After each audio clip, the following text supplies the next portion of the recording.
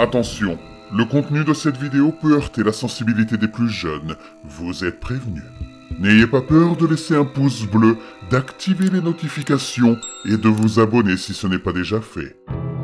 Ma sœur a découvert un langage universel, mais elle n'a pas dit un mot depuis 2003. Ma sœur est un génie. Quand elle avait environ 13 ans, elle a fabriqué un appareil qui, honnêtement, me laisse encore sans voix. J'ai passé toute ma vie à étudier la physique et je ne sais toujours pas ce qu'elle a fait, ni comment elle s'y est prise, ce qui est probablement mieux ainsi vu la tournure qu'ont pris les événements.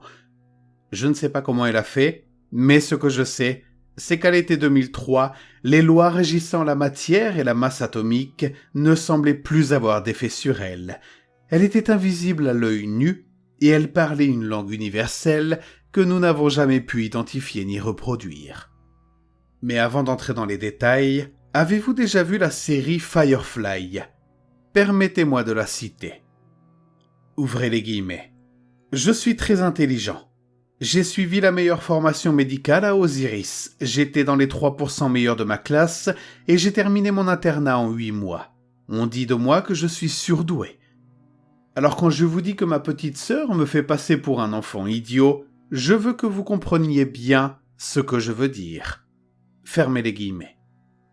Cela aurait pu être écrit à propos de moi et de mes sœurs. Nous venons d'une longue lignée de personnes douées, surdouées. Mon père est neurologue, ma mère travaille pour SpaceX et ma sœur aînée est une artiste dont les œuvres sont exposées dans les galeries depuis l'âge de 12 ans. Je suis chercheur associé à plein temps en physique des hautes densités d'énergie dans une université dont je ne peux révéler le nom sans mettre ma carrière en danger. Et comme Time Sam de Firefly avant moi, je ne vous raconte pas tout cela pour faire étalage de notre intelligence ou pour nous faire passer pour des êtres exceptionnels. Je vous raconte ça pour que vous compreniez bien ce que je veux dire quand je dis que Nirali nous a tous fait passer pour des enfants idiots. En 2003, j'étais sur le point d'avoir 17 ans. Mes centres d'intérêt n'étaient pas ceux de la plupart des adolescents. Je ne vais donc pas vous ennuyer avec les détails de ce que je trouvais le plus divertissant à la télévision, les livres ou le centre commercial. Mais le plus souvent, j'étais occupé par des projets de recherche personnels. La première fois que Nirali s'est rendu invisible, j'étais en plein milieu d'une recherche approfondie. J'étais plongé dans des articles universitaires vraiment passionnants lorsque j'ai entendu Nirali s'exprimer derrière moi. Ils ont tort, tu sais. Je gémis intérieurement. Nous avions déjà parlé de frapper avant d'entrer, mais elle avait toujours autant de mal à respecter les limites. Nirali, qu'est-ce qu'on avait dit à propos de frapper avant d'entrer ? Oh, dit-elle, l'air sincèrement surprise. Je n'avais pas pensé à la porte. Quoi ? Je fronçai les sourcils et fis pivoter ma chaise pour la regarder. Ma chambre était vide. Attendez, ma chambre était vide ?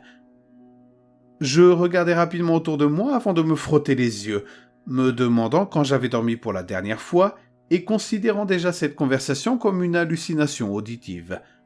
Secouant la tête, je commençai à me retourner vers mon ordinateur quand j'entendis son rire. « T'es trop chiante, où est-ce que t'es ?»« Juste ici !» dit-elle en riant, sa voix provenant directement de devant moi. « Quoi ? Comment ?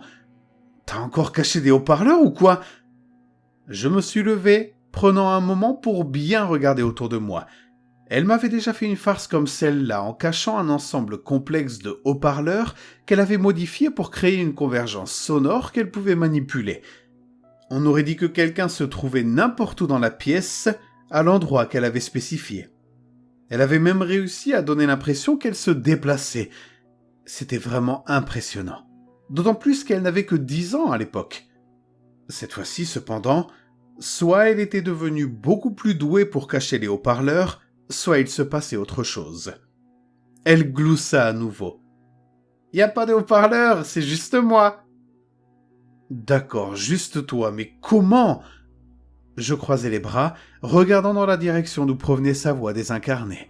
« Ça va être difficile à expliquer. » C'était la façon dont Nirali disait « Tu ne comprendras pas. » Et c'est quand même, dis-je, parce que je suis têtu à la base. Elle essaya, mais je ne compris pas. À la fin de son explication, j'avais déjà les prémices d'une migraine qui me rongeait l'œil droit. Presque rien de ce qu'elle disait n'avait de sens. Elle parlait de fréquences atomiques, de dérives post-dimensionnelles, de désynchronisation superliminale et de quelque chose qu'elle avait baptisé parallèle supratemporel de Planck. Tout cela me dépassait complètement. « D'accord », ai-je dit en me frottant les tempes pour essayer de digérer tout ça. « Mais comment t'es arrivé jusqu'ici ?»« Bah, j'ai marché », a-t-elle répondu nonchalamment. C'est exaspérant. « Non, je veux dire, comment t'es rentré ici dans ma chambre ?» Je fis un grand geste vers la porte qui était fermée et les murs qui nous entouraient. « Oh !» Je pouvais entendre le haussement d'épaules dans sa voix. « J'ai juste marché là où il n'y avait pas de mur. » Je plissai les yeux pour regarder l'endroit où je pensais qu'elle se tenait. « Tu... quoi ?» Elle soupira. C'était un soupir particulier. Le genre de soupir qui vous fait comprendre que quelqu'un de beaucoup plus intelligent que vous est agacé de devoir simplifier quelque chose pour que vous puissiez le comprendre. Un peu comme Sheldon dans The Big Bang Theory. Une chaleur embarrassante envahit alors mes joues. Je savais qu'elle était plus intelligente que moi, plus intelligente que nous tous, mais j'avais quand même l'impression d'avoir échoué à un simple calcul mathématique de niveau 1 plus 1. J'ai marché là où il n'y avait pas de mur. Les murs ne sont pas partout, tu sais. En fait, dans la plupart des endroits, comme les réalités, les murs n'existent pas du tout. Alors j'ai simplement marché dans ces endroits. Je voulais voir les preuves de cette affirmation, même si je savais qu'elle n'avait pas pris la peine de les noter. Sauf sous forme de bribes et d'extraits incomplets qui n'avaient de sens que pour elle. Je savais aussi que les preuves n'auraient pas plus de sens que son explication initiale. Malgré tout, cela me dérangeait de ne comprendre ce qu'elle voulait dire que de manière vague et conceptuelle. Ce n'était pas naturel pour moi. Cette abstraction de la pensée était en contradiction avec le fonctionnement linéaire de mon cerveau, rendant toute compréhension réelle impossible, et je détestais ça. Sana, elle, aurait compris.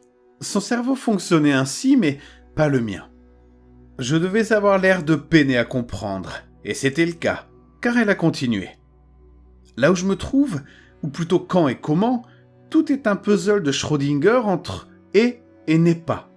Tout ce que j'ai à faire, c'est d'observer les endroits où quelque chose n'est pas et d'y aller. Cela ne m'aidait pas.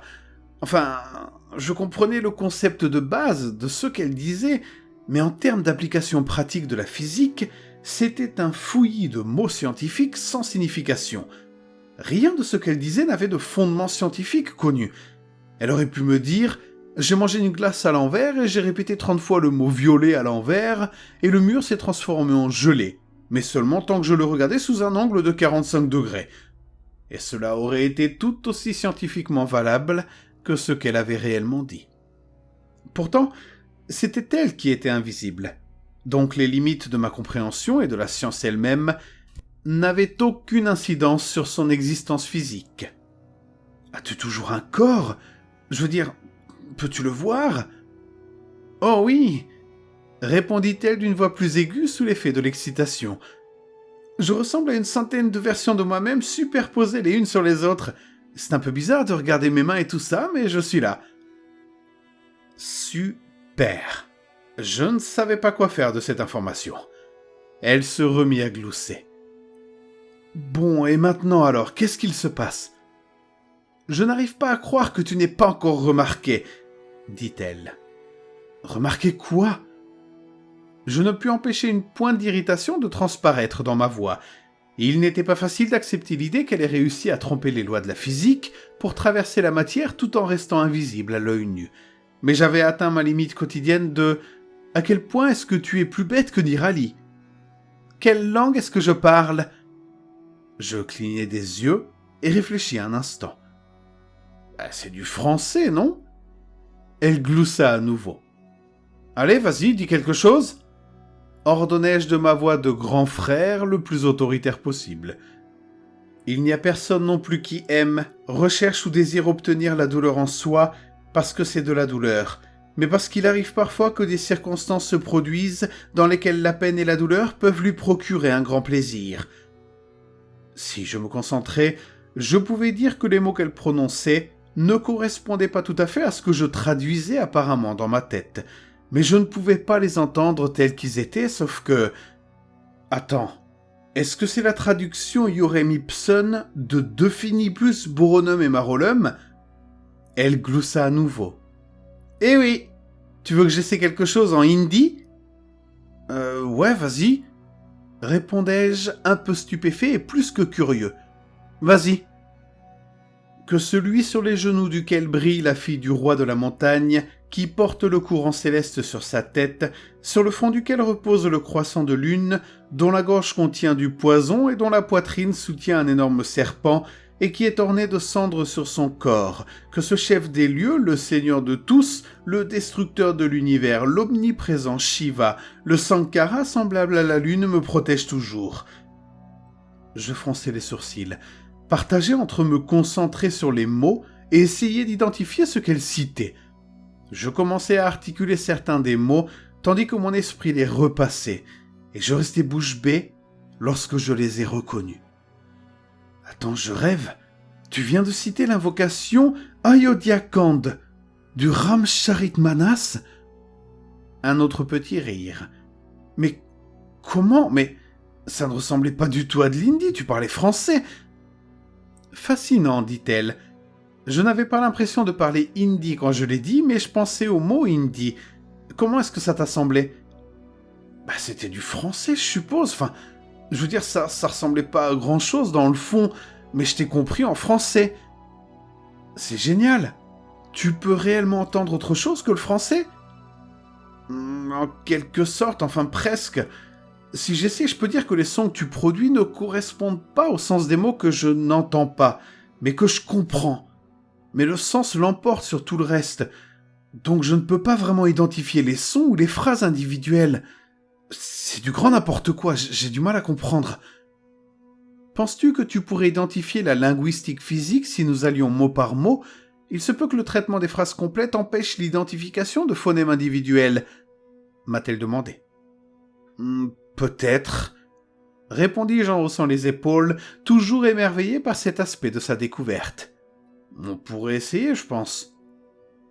Elle me fit passer quelques tests d'identification d'objets généraux pour me donner l'occasion d'écouter les sons qu'elle produisait et de voir en quoi ils différaient des mots que je connaissais, les mots que j'entendais, mais je ne percevais que des bribes de sons divergents au début et à la fin. Et elle trouvait cela hilarant. Moi, je trouvais ça magique. Elle a commencé à venir régulièrement dans ma chambre dans cet état, généralement après l'extinction des feux ou lorsque nos parents étaient au travail. Je ne lui en voulais pas de venir en cachette. Notre grande sœur Sana n'était pas vraiment intéressée par les sciences, et si nos parents avaient vu ce que nous faisions, nous aurions été punis à vie. D'autant plus que Nirali avait déjà été interdite de projets expérimentaux à la maison. Le dernier avait nécessité beaucoup d'aide extérieure et plusieurs milliers de dollars pour nettoyer. Mais quelqu'un devait essayer de cataloguer ce lexique universel, et c'était la seule façon pour nous d'y avoir accès. Une nuit, alors que nous étions allongés sur le sol éveillés à nommer des objets, Nirali s'est figé. Nous avions déjà essayé de produire des sons individuels, mais sans intention derrière eux. Il n'y avait aucune divergence. Bref, Nirali s'est figée, et je ne pouvais pas la voir, bien sûr, mais quelque chose avait changé. Elle était tellement immobile que j'ai craint qu'elle ait traversé le sol, ou quelque chose comme ça, et m'ait laissé tout seul. Mais d'une manière ou une autre, je sentais toujours sa présence, ainsi que quelque chose de tranchant et d'étrange que je ne pouvais identifier. « Nirali !» murmurai-je, envahi par un malaise glacial. « Chut !» C'était elle, mais elle parlait si doucement que j'ai failli ne pas l'entendre. J'ai toutefois senti l'urgence derrière ce murmure, et je me suis tu pour attendre dans le silence avec elle. Au fil des secondes, une peur lancinante envahit la pièce. Elle commença aux extrémités, là où les ombres étaient les plus épaisses, puis se propagea vers l'extérieur, contaminant tout ce qu'elle touchait, y compris moi. Mon pouls s'accéléra, alors qu'une paranoïa primitive s'installait. Je savais que nous n'étions que Nirali et moi, mais j'avais l'impression qu'un prédateur rôdait dans l'ombre, à notre recherche, et que seul notre silence l'empêchait de bondir. Pour tenir la paranoïa à distance, je me suis concentré sur l'affichage rouge et chaleureux de l'horloge au-dessus de mon bureau. Les chiffres qui changeaient lentement étaient apaisants et hypnotiques. Ils ont atténué ma peur jusqu'à ce que, à un moment donné, entre minuit et 2 heures du matin, je m'endorme. Je ne m'en suis rendu compte que lorsque Nirali a finalement murmuré mon nom, me ramenant à la réalité. « Réveille-toi !» Hein ? Je suis revenu lentement à la conscience, secouant le malaise à moitié formé d'un rêve dont je ne me souvenais pas. Il est parti maintenant. Qu'est-ce qui a disparu ? Qu'est-ce qui est parti ? Je me frottais les yeux encore embrumés par le sommeil et clignais des paupières en regardant l'horloge au-dessus de mon bureau. Il était si tard. Avions-nous vraiment passé 2 heures allongés sur le sol ? Nirali ne répondit pas. Pas avant un long moment. Assez longtemps pour que je pense avoir rêvé qu'elle m'avait réveillé. « L'ombre derrière les murs !» murmura-t-elle, rompant le silence comme on déchire une toile d'araignée. Ces mots avaient un poids indescriptible qui titillait à nouveau les centres primitifs de mon cerveau. Une envie ancestrale m'appelait, me disait de me cacher. « L'ombre quoi ?» ai-je croassé en me redressant sur mes coudes. Mais Nirali était partie. Elle n'était simplement pas silencieuse. Il y avait une différence dans la pièce lorsqu'elle partait, et je pouvais toujours la sentir. Même si elle ne disait pas qu'elle s'en allait.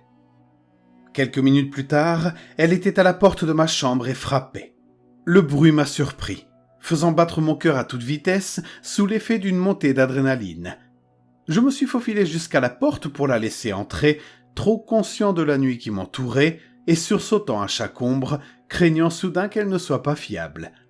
Sans un mot, elle m'a dépassé et s'est glissée dans le lit, se cachant sous les couvertures, les genoux contre le mur et le dos tourné vers moi. J'ai suivi son exemple et je me suis glissé derrière elle, m'offrant comme protection contre la nuit. Le sommeil tardait à venir, mon corps évacuant l'instinct de survie de ses veines, mais il a fini par arriver, car la chose suivante dont je me souviens, c'est que le soleil filtrait à travers les fenêtres et que Nirali me regardait dormir. « Daniel !» Nirali prononça mon nom comme si elle le testait, comme si elle ne s'attendait pas à l'entendre à nouveau. « Ouais. Rien. » a-t-elle répondu en se recroquevillant sous les couvertures avant d'ajouter « Merci. » Une semaine s'est écoulée avant qu'elle ne revienne me parler à travers les murs. « Je pense que c'est attiré par la langue, » a-t-elle dit, me tirant d'un rêve sur la superfluidité. « Qu'est-ce qui est attiré ?» ai-je demandé en bâillant, étrangement à l'aise avec la reprise de nos conversations nocturnes. « L'ombre derrière les murs. Qu'est-ce que c'est que ça ? Je ne sais pas. Quelque chose de grand, quelque chose d'ancien, plus ancien que les temps peut-être. » De quoi tu parles ? Plus vieux que le temps, mais qu'est-ce que ça veut dire ? Je ne sais pas. C'est juste ce que je ressens. Elle a toujours été comme ça, prise entre la science et l'émotion, comme le parfait croisement entre moi et Sana. Je pense que cela lui permettait de penser de manière suffisamment abstraite pour sortir du cadre du connu et innover, tout en restant suffisamment linéaire pour construire un nouveau cadre afin d'accueillir ces innovations. Mais parfois, cela signifiait qu'elle n'avait pas les mathématiques pour étayer ses idées. Parfois, ce n'était qu'un sentiment, une vague intuition. Mais même dans ces cas-là, les intuitions de Nirali étaient toujours justes, comme s'il fallait plusieurs décennies à la science pour enfin le prouver. « D'accord », ai-je dit, acceptant cette réponse. Je me suis alors rendu compte à quel point il était étrange que quelques semaines d'exposition à ce que mon esprit me disait être factuellement impossible m'aient ouvert à la flexibilité du possible. J'ai également été surpris de constater que mon premier réflexe n'était pas de la contredire ou d'exiger des preuves, simplement parce que ce qu'elle disait dépassait mon expérience ou ma compréhension immédiate. Au contraire, j'acquiesçais et j'acceptais ce qu'elle disait, ce qu'elle avait vécu, que c'était simplement la vérité et que les limites de ma compréhension ne pouvaient rien y changer. Que veut-il ? Je ne sais pas. Je ne pense pas qu'il parle, mais je pense qu'il écoute et qu'il comprend, m'explique-t-elle. C'est troublant, dis-je en me glissant sous les couvertures. L'enfant superstitieux qui somnolait en moi s'assura que mes pieds étaient bien cachés au centre du lit, car je ne faisais pas toujours confiance aux ombres. Elle marmonna son accord. Mais ce n'est pas la seule chose ici.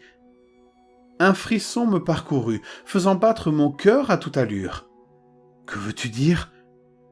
Je veux dire qu'il y a d'autres choses, de grandes choses, de vieilles choses. La plupart d'entre elles ne peuvent pas me voir, je pense. Je ne suis pas vraiment là où elles sont, tout comme je ne suis pas vraiment là où tu es. Mais elles peuvent m'entendre, tout comme toi. Es-tu en sécurité ? Nirali resta silencieuse. Mon estomac se noua, car je savais que cela signifie que quelque chose d'important, d'ancien et de dangereux était suffisamment proche pour constituer une menace. Après plusieurs minutes, elle répondit « Parfois ». Seulement parfois, je me redressai, fixant l'endroit où elle aurait dû être assise si elle n'était pas invisible. « Seulement parfois », me répondit-elle. « Alors pourquoi continuons-nous à faire cela, Nirali ? Je n'aurais pas accepté si j'avais su que tu étais en danger. »« Je sais, » dit-elle doucement. « Mais il y a tellement de choses ici. Si je me concentre sur une couleur, je peux ressentir tout ce que cette couleur a été et sera jamais. Si je pense à un moment, je me retrouve assis dans ce qui était ici ou parfois dans ce qui sera ici, observant un flot d'activité qui ne se produira pas avant 1000 ans. J'ai vu des villes que tu ne peux même pas imaginer, faites d'os humains et de verre scintillant, et même des merveilles monolithiques qui feraient rougir les dieux. La nuit dernière, je me tenais au centre d'un trou noir. Pas un hologramme ou une simulation, mais un véritable trou noir. Capturé, contenu, reproduit, exploité. Je ne sais pas quoi, mais il était là. Et moi aussi. Et à travers le trou noir, j'ai vu tant d'autres univers, tous disposés comme des miroirs à l'infini. Nirali, ai-je murmuré, à la fois émerveillé et terrifié. Avait-elle vécu ces choses chaque nuit, toutes ces heures où nous parlions de rien et de futilité ? Mais il y a aussi des choses plus importantes, dit-elle, la voix sombre. Des choses qui se cachent dans le reflet des étoiles sur le verre, des choses qui me suivent depuis le futur et qui m'attendent dans le passé. Elles rebondissent comme des cailloux sur l'eau, ne touchant la surface qu'un instant et jamais dans leur intégralité. Mais même cela, c'est trop. Ça fait mal de les regarder. Elles prennent trop de forme à la fois et elles sont toutes affamées d'une manière que je ne comprends pas. Des larmes me montèrent aux yeux tandis que je l'écoutais. Cela me faisait mal d'accepter ces choses comme étant vraies. Je ne pouvais ni les comprendre, ni les toucher, ni même les expérimenter moi-même. Mais je devais accepter le fait qu'elles étaient réelles, car ma sœur était bien invisible. Elle pouvait traverser la matière à volonté et me parler dans un langage universel chaque nuit. Mais accepter tout cela signifiait aussi accepter que ma sœur passait chaque nuit, poussée par sa propre curiosité, à retourner encore et encore dans cet état dangereux, pour finir par être terrifiée par ce qui l'attendait entre les deux mondes. Je suis contente qu'il ne puisse pas me voir, mais je ne pense pas que cela durera encore longtemps. « Quoi ? Pourquoi ?» demandai-je. « L'ombre derrière les murs est dans ma chambre depuis une semaine.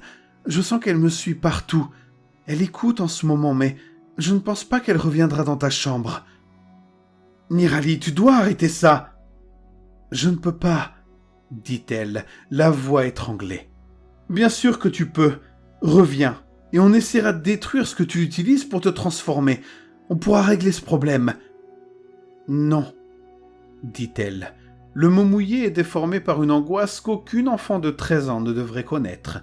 « Tu ne comprends pas. Qu'est-ce qui pourrait bien valoir la peine de prendre ce risque ?» Mon cœur s'est brisé dans le silence qui s'est installé entre nous après ma question.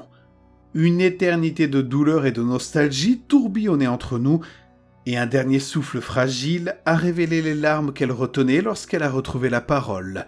« Je ne peux plus parler français. » Je ne comprenais pas. Comme la première fois qu'elle m'avait expliqué les mathématiques, cette affirmation défiait toute compréhension. « Comment ça, tu ne peux plus parler français ? C'est ce que tu es en train de faire en ce moment ?»« Ce que je veux dire, c'est que je ne peux plus parler que cette stupide langue universelle, Daniel. J'ai essayé, encore essayé toute la semaine, mais tout ce qui sort maintenant, c'est un horrible mélange de gargouillis, de grincements et de bruits que je ne reconnais pas. Et j'ai tellement peur, parce qu'ils peuvent encore m'entendre quand je suis dehors avec toi, et dehors je ne suis pas invisible. Et toi, et Sana, et maman et papa, vous n'êtes pas invisibles. Et aucun d'entre nous n'est en sécurité tant que je suis dehors. Et le seul moment où je peux parler correctement, c'est quand je suis ici, sanglota-t-elle. Quand je suis ici avec toi. Mon cœur faisait des culbutes dans mon estomac. J'avais laissé cela arriver. J'aurais dû l'arrêter le jour où elle m'avait montré son stupide tour qui défiait les lois de la science. Nirali, murmurai-je, et tout ce que je voulais, c'était la serrer dans mes bras jusqu'à ce que tout rentre dans l'ordre. Tu dois revenir, Nirali. Je ne sais pas comment nous allons arranger ça, mais tu ne peux pas rester là-bas. Je sais, dit-elle à travers un épais voile de larmes. Je ne voulais juste pas te perdre, nous perdre. Mais tu m'as toujours. Mais pas là-bas, pas comme ça. C'était probablement dû au fait que je ne comprenais rien à ce qui se passait, que je n'avais pas de réponse satisfaisante à lui donner. Tout ce que je pouvais dire, c'était que nous trouverons un moyen d'arranger les choses, d'arranger ça. Mais nous savions tous les deux que cela ne suffisait pas. Mais nous savions également que cela devait suffire, car nous n'avions pas le choix.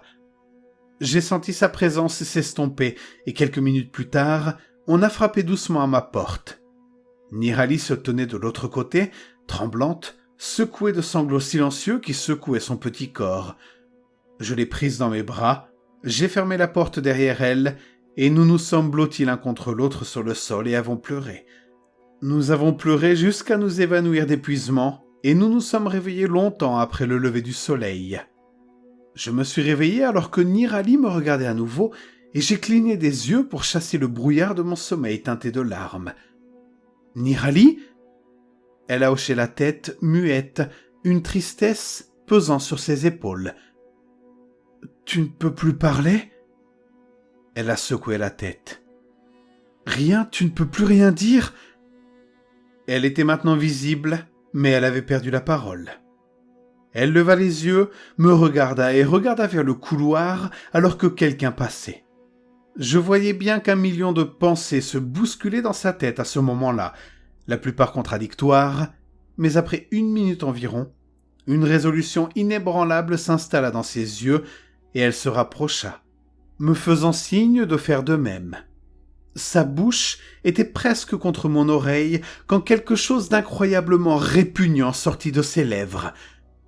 Un frisson de dégoût m'a parcouru à chaque phonème déformé. Je n'ai jamais été aussi dégoûté et terrifié de ma vie. Je pouvais entendre sa voix, mais elle était imprégnée d'un venin caustique, traînant sur des charbons ardents, enfoui dans les profondeurs de l'océan et griffant les limites de la raison avec des serres furieuses. C'était mal. Et à ce jour, cela reste l'expérience la plus ignoble et la plus bouleversante de ma vie. Ces mots, cette langue, n'ont jamais été destinés à être prononcés par l'homme. La science ne me donnera pas raison, mais je sais au plus profond de moi que ces mots ont un pouvoir que l'homme n'est pas censé utiliser.